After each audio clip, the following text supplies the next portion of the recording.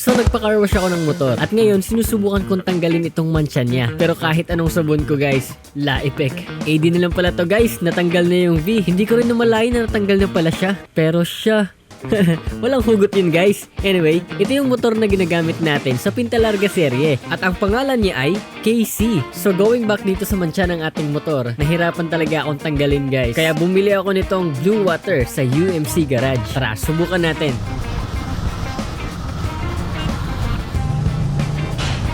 Uy, mukhang epektibo. Epektibo nga guys. Ayan, na totally 100% natanggal no. Meron pa rin siyang konti pero mas better na siya ngayon kesa nung una na namomroblema ako kung paano ko ito matatanggal. At eto lang pala ang solusyon. Ayun nga lang, wala na yung V.